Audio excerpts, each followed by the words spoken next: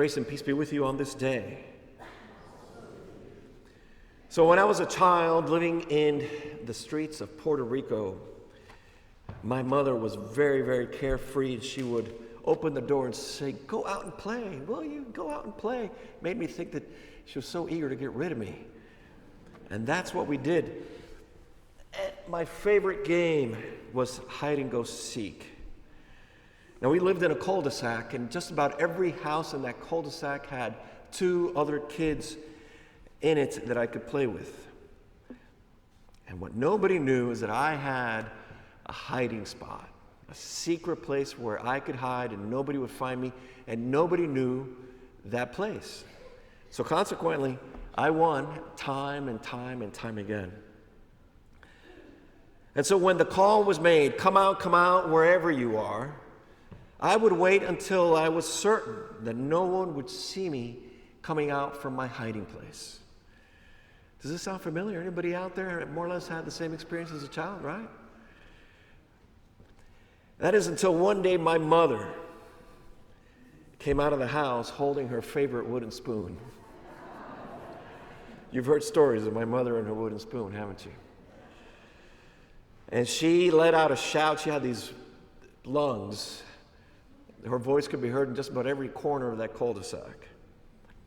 "Guillermo-Sterling, you have too much work to do. You come out right now." Now, I don't know how she thought that telling me I had too much work to do was an effective argument for me to come out of my hiding place. But I remember that clearly. Today's passage of the prodigal son is one that we're all familiar with, at least I think so. It's probably one of the most read of Jesus' parables, and one that we could actually find ourselves in it at some point or another in our faith journey, and at different stages of our lives we take on a different character. We are not unlike the prodigal son himself. How many of us have squandered our inheritance? Or possibly we could be like the firstborn, judgmental, quick to anger and to hold on to resentment. Or maybe as parents have found ourselves full of grace and love, trying to create reconciliation between siblings that have been fighting. The characters are not unlike their own families, and sometimes that is how the text connects today with the LGBTQ community, whom we celebrate with on this historic day. What is probably most striking about this story is that the younger son asks his father for his inheritance while the father is still alive. If that is somewhat unusual today, back in the first century in Jerusalem, in the Jewish community, that was an offense. Trumping the right of inheritance of the firstborn son. And that firstborn son, by social code of ancient Israel, was to receive the inheritance. And then anything left over would be given to the siblings. And somehow in this parable, the younger son decides that he wants his portion before it's due. Now, it's hard to say why he's doing this. We don't get the backstory. We don't know what's happening. But regardless of the younger son's motivation, it is problematic for the younger son to be looking at his father as if he were already dead. Now, the younger son goes out into the world and essentially blows everything that his father has given him. And then he finds himself living among the pigs, remembering how he once was loved by his father. He loved enough to be given an inheritance early. It's that memory of love that pushes the younger son to leave the pigs behind and to journey back home to reconcile with his father. And as we read, we saw that he came home, his father was moved by the contrition and restored his lost son. The father loved his son so much that he overlooked the personal insult and unconditionally forgave his youngest child. However, the older son, the firstborn, who ought to have inherited much when his father was to pass away, and now we will only inherit a little. He was angry, and rightfully so. Now, sibling rivalry is not uncommon to Jesus, and Jesus uses it often as he is preaching to the masses. And he describes the older brother as unwilling to come out and join the party. And yet the father says, come out and be restored to the family. Now, we don't know what happens after that. We don't know if he retreats and he locks himself inside a closet of resentment, or if he comes out to forgive. We know way too many people who are locked inside closets of resentment, don't we? We know way too many people who are unwilling to come out and let go of their grudges and forgive. This story is about what is lost just as much about what is restored. What is restored through the grace of God. The father loses a son and then he gains him back only to lose another. The story could be also about the two sons and how there is more than one way to become estranged. We normally think that estrangement comes in that first form, in the prodigal sons, by leaving and squandering your inheritance. But you could stay put, work very hard, and become just as easily estranged. But then we also forget that this story is about the father, a man who desires restoration, reconciliation, and peace among his children. In countless testimonies that I have heard and that I have read, many in the LGBTQ community feel like the prodigal son, wanting to return home but unsure if they'll be received. For some who have tried, they return to a father who, instead of offering grace, speaks words of anger and resentment. For others, it's the voice of the older brother, judgmental voice that is broadcasting loudly, this son that is returning is unworthy of love, unworthy of forgiveness.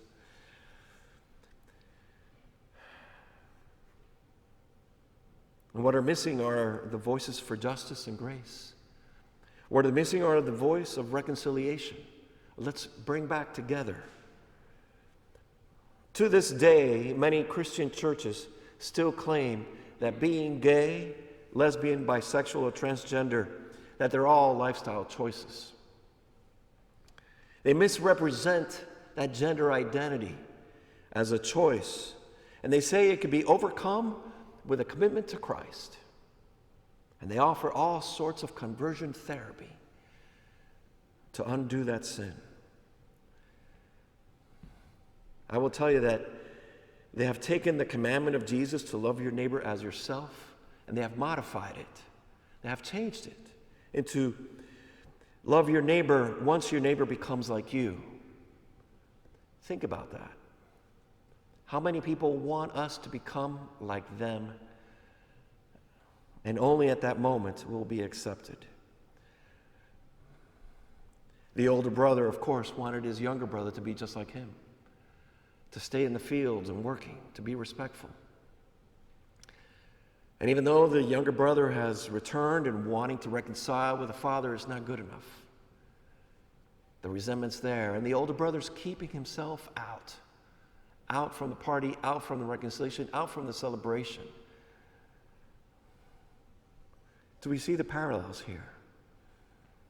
Do we see how many churches are keeping themselves out?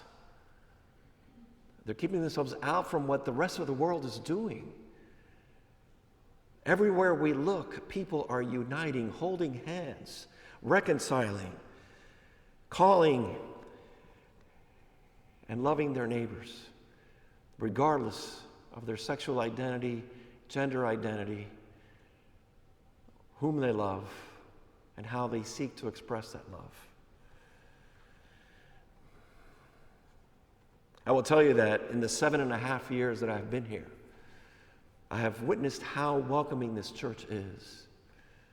But I will tell you something here that you probably suspected And I know that Rick Carson said in his testimony last week, I have come across people that think that we are one of those churches that exclude the LGBTQ community. I have come across people who confused us for being one of those churches that judge and that keep others away. So I tell you that it's time that we make it clear. It is time that we proclaim it, that we are not one of those churches. It is time that we activate the Holy Trinity as a force of inclusion and proclaim a God who says, you are mine. In all of your fabulousness, I love you. It is time to proclaim the Christ who welcomes all people back into the fold, and the Spirit who inspires good deeds in a world that is still grappling with hate and fear. So how do we do this, you might ask? Well, I'm glad you asked. Well, the parable has provided us with a model. Our beloved church is like to be like the Father, welcoming all people, prodigal sons and prodigal daughters, welcoming them home. In other words, this church must come out.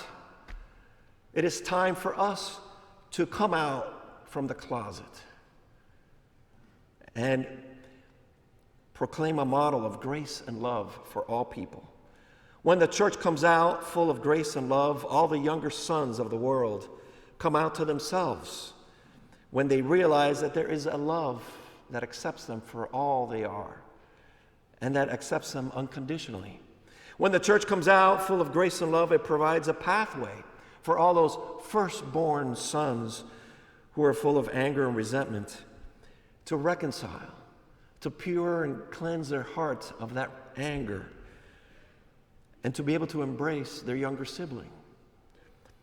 This is the God that Jesus gave us, a God who loves every child, who makes grace available so that we might be able to live with this peace and harmony. And this grace that we talk about is one that is given to us. We've learned about it since we were young. And I will remind you once again, the grace is there, but it's up to us to choose it. It's up to us to choose God and to accept God's grace and then share it with others and share it in love. So let us not continue to be the church that remains hidden, keeping our extravagant welcome as the best kept secret of St. Pete Beach. We must let people know, especially those who feel that Christianity has relegated them to a place among the pigs. We must come out ourselves as a church and show our love for all people, including our LGBTQ sisters and brothers, and all those who are in between. And so, in a short time, a few minutes from now, we will be invited to come out and to cast a vote. And I want to talk about this for a moment because I received a text yesterday from one of our beloved church members. She sent me a text with a valid sentiment that I want to share with you. The text read in the following way: I hate that we have to vote whether or not we are welcoming. Aren't we already welcoming? My response: in a perfect world, such a vote would be ridiculous. But as you know, we are far from being perfect. We have to make it clear through a covenant that today and tomorrow, we will always be welcoming. You see, this vote is not about today. The vote is about tomorrow. There is change. Change is happening. And this vote, on open and affirming, will ensure to the future generations that this church will remain welcoming. That we're not going to call another pastor in who has a different understanding of what it is to be welcoming. That we're not going to all of a sudden hire another faith formation person who has a different understanding of what welcoming is. Open and affirming means that every pastor, every minister, every staff, every lay leader, and every person seated in the pews could extend a welcome to all people, and especially to the LGBTQ community. And so this vote that we're going to have, this is how we come out. And this will be our coming out story. And to tell the world that no matter who you are or where you are on life's journey, you are welcomed here. So come out wherever you are. There's too much work to be done. Amen.